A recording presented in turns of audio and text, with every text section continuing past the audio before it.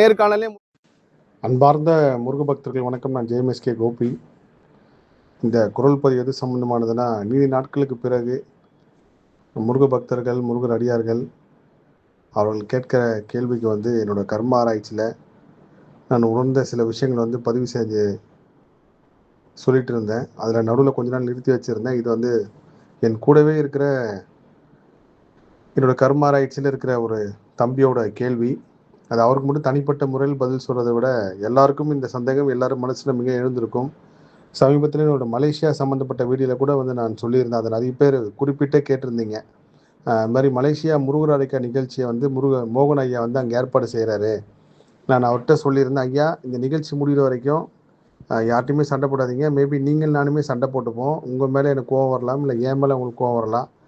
இந்த நிகழ்ச்சி நடக்கிறதுக்கு முன்னாடி ஏதோ ஒரு வகையில் பிரிஞ்சு கூட போகலாம் அப்படின்னு சொல்லியிருந்தேன். அதே போல் தான் இந்த கும்பாபிஷேக நிகழ்வுகளும். கும்பாபிஷேகம் மட்டும் கிடையாது, நீங்கள் புண்ணிய காரியத்துக்கு யாரெல்லாம் நீங்கள் உதவி செய்யணும் அப்படின்னு நினைக்கிறீங்களோ உங்கள் நோக்கம் மட்டும்தான் இயற்கை பார்க்குது. அதில் இதுவும் ஒரு இயற்கை ரகசியம்தான். சமீபத்தில் ஒரு தெய்வ குழந்தைக்கு ஒரு விஷயங்கள் உதவி கேட்கணும்னு சொல்லி ஒருத்தங்கிட்ட கேட்டு அவங்க கண்டிப்பாக செய்கிற மனசில் இருந்தாங்க. ஆனால் ஏதோ ஒரு வகையில் முடியாமல் அது வேற ஒரு பிரச்சனையை உருவாக்கி நான் இப்போ கூட என்னோடய கர்ம ஆராய்ச்சியில் தியானம் முடிச்சுட்டு ஒரு சில விஷயங்கள் யோசிக்கிறப்போ நான் மலேசியா முருகர் அழைக்க நிகழ்ச்சிக்கு எங்கேருந்துலாம் நான் சில விஷயங்கள் கேட்கணும்னு நினச்சிருந்தனோ அங்கெல்லாம் நடக்காமல் புதுசாக முருகப்பெருமானே ஒரு சில ஆட்களை அனுப்புனார். அது எல்லாமே அற்புதம், அதிசயம். இந்த கும்பாபிஷேகம் சம்மந்தப்பட்ட கேள்விக்கு என்ன பதில்னா, ஏன் கும்பாபிஷேகம் பண்ணுறவங்க அதேமாதிரி இந்த கோவில் தர்மகர்த்தா அதுமாரி ஆசையாக கட்டுற வீடு ஒருத்தங்க கட்டுறாங்கன்னா அந்த கிரகப்பிரவேசத்துக்கு முன்னாடியே அவங்க இறக்குறது, இது எல்லாமே ஒரு கர்மவினை சம்மந்தப்பட்டது தான். அதில் இந்த கும்பாபிஷேகம் உதவி செஞ்சவங்க எந்த மனநிலை உதவி செய்கிறாங்க, இதை தான் இயற்கையை பார்க்கும். இது செஞ்சால் நமக்கு புண்ணியம் கிடைக்குமோ, நம்ம உலகத்திலேயே நம்ம இருக்கிற பகுதியிலேயே நம்ம இந்தியாவிலே பெரிய ஒரு உதவியை செய்கிறோமா, இல்லை கும்பாபிஷேகம் சம்மந்தப்பட்ட ஒரு விஷயம் செய்யறதுனால நம்ம எவ்வளோ தப்பு பண்ணியிருந்தாலும் நல்லவனாக மாறிடுவோமா, இல்லை எல்லாரும் முன்னாடி கெத்துக்காக பண்ணுறோமா, இல்லை நம்மகிட்ட வசதி இருக்குன்னு காட்டுறதுக்காக செய்கிறோமா, இல்லை ஆத்மார்த்தமாக இறைவன் எனக்கு கொடுத்துருக்காரு. இன்றைக்கி கூட ஒரு தெய்வ குழந்தைங்க விஷயத்தில் ஒருத்தர் சொல்கிறார், ஐயா நான் தெய்வ குழந்தைங்க உதவி பண்ணுறேன்னு வேண்டிக்கிட்டேன். என்னோட மனசு அந்த வியாபாரம் முடிஞ்சதுக்கப்புறம் உதவி பண்ணுற மனசே வரமாட்டேங்குது. வீட்டில் என் மனைவி கூட இவ்வளோ ஏன் வேண்டிக்கிட்டீங்க, உங்களால் முடிஞ்சதை செய்கிறேன்னு சொல்லுங்கள். ஆனால் எனக்கு மனசு ஃபுல்லாகவே செய்யவே வரமாட்டேங்குது அப்படின்னு சொன்னார்.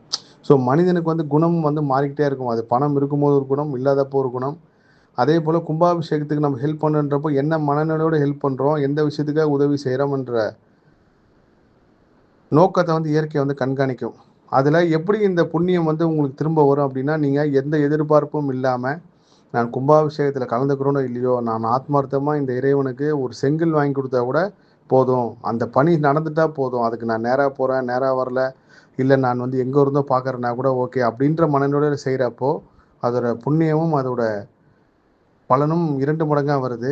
அதே சமயத்தில் கலந்துக்காமல் போகக்கூடிய ஒரு சூழ்நிலை ஏன் இயற்கை உருவாக்குதுன்னா, அந்த புண்ணியம் உங்களுக்கு முழுசாக 100% கிடைக்க போகுது. கிடைக்கிறதுனால தான் மட்டும்தான் அந்த நிகழ்ச்சியில் கலந்துக்காமல் ஒரு சூழ்நிலை உருவாவதை தவிர, நீங்கள் ஏதோ ஒரு பெரிய பாவம் செய்துட்டதாகவும், இல்லை இந்த மாதிரி கும்பாபிஷேகத்தை நான் ஹெல்ப் பண்ணால் கடைசியில் என்னால் கலந்துக்க முடியலன்ற ஒரு வருத்தமோ எதுவுமே அடையாதீங்க. சமமான மனநிலைக்கு நீங்கள் உள்ளே போயிட்டீங்கனாலே இயற்கையை உங்களை எவ்வளோ பெரிய விஷயத்துல இருந்தாலும் காப்பாற்றும். அதே போல் உங்கள் நோக்கம், நீங்கள் இன்றைக்கி மோகன் ஐயா கேட்டார், இந்த மாதிரி முருகர் அழைக்க நிகழ்ச்சியில் ஒரு விஷயம் அவர் செய்யணும்னு சொல்கிறாரு, நான் வேண்டாம் அப்படின்னு சொல்கிறேன். ஒரு கட்டத்துக்கு மேலே அவர் என்கிட்ட ஆர்கியூமெண்ட் பண்ண ஆரம்பிச்சிட்டார். முருகனுக்காக நான் செய்கிறேன், உங்களுக்கு என்ன வந்துச்சு அப்படின்னு கேட்டார். நான் சொன்னேன், இல்லைங்க, இது செய்யறதுக்கு பதில் ஏதாவது ஒரு தெய்வ குழந்தைக்கு ஒரு சாப்பாடு கொடுக்கலாம், ஒரு ட்ரெஸ் வாங்கி கொடுக்கலாம், இல்லை ஒரு மிஷின் வாங்கி கொடுக்கலாம், ஏதாவது ஒரு விஷயம் செய்யலாம். அந்த காசை போய் நம்ம இந்த விஷயத்துக்கு செய்யணுமான்னு தான் எனக்கு மன உறுத்தல். அப்படின்றப்போ அவர் சொன்னார், முத்துராமன் படத்தை குறிப்பிட்டு சொன்னார். ஆனால் முத்துராமன் ஒரு படத்தில் கொள்ளடிச்சு முருகனுக்கு செய்கிறாரு, அப்போ அதெல்லாம் எப்படி செய்கிறது, நம்ம நான் கஷ்டப்பட்டு நான் செய்த காசில், நான் உருவாக்கின காசில் தானே நான் இதை செய்கிறேன்றேன், அதை ஏன் தடுக்கிறீங்க அப்படின்னார். நீங்கள் என்ன வேணாலும் பண்ணுங்கள், அது இயற்கையை அதுக்கு உண்டான எதிர்வினை கொடுக்கும். ஆனால் நீங்கள் என்ன நோக்கத்தோடு செய்கிறீங்க, மனசு ஃபுல்லாக. இப்போ நீங்கள் கீழே ஒரு 100 கிடைக்குது, அந்த 100 எடுத்து யாரோ ஒருத்தர் கண்ணு தெரியாதவங்க அந்த 100 போட்டு போகிறீங்களா, இல்லை நீங்கள் 50 எடுத்துக்கிட்டு அந்த 50 போட்டு போகிறீங்களா, இல்லை 100 நீங்கள் யாருக்குமே தெரியாமல் எடுத்துகிட்டு போகிறதுன்னு நினைக்கிறீங்களா? இந்த 3த்துக்குமே பெரிய வித்தியாசம் இருக்குது. ஸோ கும்பாபிஷேகமாக இருக்கட்டும், எந்த நல்ல காரியமாக இருக்கட்டும், ஒரு கோவிலுக்கு நெய் வாங்கி கொடுத்தா கூட நீங்கள் எந்த எதிர்பாரும் இல்லாமல் எந்த பிரதிபலனும் பாராமல் இறைவன் நம்மளுக்கு நீங்கள் இந்த வசதியை கொடுத்துருக்காரு நான் செய்கிறேன் அப்படின்னு நீங்கள் எப்போ செய்கிறீங்களோ அதுக்கு உண்டான எல்லா புண்ணியமும் கிடைக்கும்.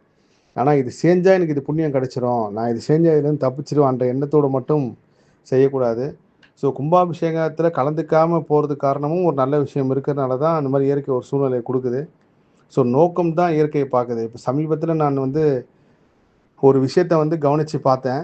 கடலில் தான் நம்ம முன்னோர்கள் இருக்காங்க, கடலில் மிகப்பெரிய அளவு கர்ம சக்தி செயல்படுது, எல்லா ஆன்மாவும் கடலில் தான் போகுதுன்றதை நான் ஒரு நேர்காணலில் சொல்லியிருந்தேன். அது என்னோட கர்ம ஆராய்ச்சியில் நான் உணர்ந்த விஷயம், தியானத்தில் வந்த விஷயத்த சொல்லியிருந்தேன். இதை பற்றி யாராவது இதுக்கு முன்னாடி பேசியிருக்காங்கன்னு நான் கூகுளில் தேடி பார்க்குறேன். யூடியூப்லேயோ இல்லை இன்டர்நேஷ்னல் லெவலில் யாராவது பேசியிருக்காங்கன்றப்போ யாரும் பேசலை. ஆனால் சமீபத்தில் நான் ரொம்ப போற்றி மதிக்கக்கூடிய ஐயா யானன்னு சொல்லி இருக்கார். அவரோட காணொலிகள்லாம் நான் அதிகம் பார்த்துருக்கேன். கிட்டத்தட்ட ஒரு பெரிய தெய்வ பிறவி. அந்த ஐயா இந்த விஷயத்த சொன்னது எனக்கு ஒரு பெரிய ஆச்சரியமாக இருந்துச்சு. ஏன்னா இந்த உண்மை காலப்போக்கில் இயற்கையை எல்லார் மூலியமும் இந்த ரகசியத்தை வெளிக்கொண்டு வரதுக்கு தயாராகிடுச்சின்னு நான் இதை நம்புகிறேன். ஸோ யாரெல்லாம் தோண்டு போயிருக்கீங்களோ, யாரெல்லாம் வாழ்க்கையில் விளிம்பு நிலை இருக்கீங்களோ அவங்கெல்லாம் கடற்கரைக்கு போங்க, கடற்கரை இல்லாதவங்க நதிக்கரைக்கு போங்க. இல்லையா எங்கே குளம் இருக்கோ அந்த இடத்துல நம்ம குளம் உருவாக்கி வச்சதுக்கு பின்னாடியே ஒரு பெரிய ஆன்மீக ரகசியம், அறிவியல் ரகசியம் இருக்குது. ஸோ இன்றைக்கி எல்லோரும் இதை பற்றி பேசுகிறாங்க. அதே போல் தையல் மிஷின் சார்ந்து சொன்ன விஷயமா இருக்கட்டும், அதே போல் நான் புறம் பேசாதீங்க, நீங்கள் என்ன வேணாலும் பண்ணுங்கள், ஆனால் புறம் பேசுறது தான் பெரிய கர்மாவே தொடங்குதுன்னு சொன்னதுக்கு அப்புறம் நிறைய மாற்றம் வந்ததை சமீப காலமாக பார்க்குறேன். ஸோ நீங்கள் தெய்வ செயலுக்கு ஹெல்ப் பண்ணுறதா இருக்கட்டும், இல்லை இயலாதவங்க ஹெல்ப் பண்ணுறதா இருக்கட்டும், எது செய்தாலும் இதனால் எனக்கு பலன் வருதோ இல்லையோ இறைவன் எனக்கு கொடுத்துருக்காரு, அந்த மனதோட செய்யுங்க. அதே போல் இந்த தர்மகர்த்தா, கோவில் தர்மகர்த்தா குடும்பம் எல்லாமே ஒரு சில 100% ஒரு 20% பேர் கஷ்டப்படுறாங்க, மிச்சம் 80% நல்லா இருக்காங்க. அந்த 20% கஷ்டப்படுறதும் அவங்க அப்பா தர்மகர்த்தா இருந்தனால கிடையாது, அவர் ஒரு ஊழ்வினை கர்மனைப்படி தான். கண்டிப்பாக இறைவன் உங்களை கைவிடவே மாட்டார் எந்த சூழ்நிலையும். இதான் உண்மை. இன்னும் தொடர்ந்து பேசுவோம். எல்லா புகழும் முருகனுக்கே. நன்றி.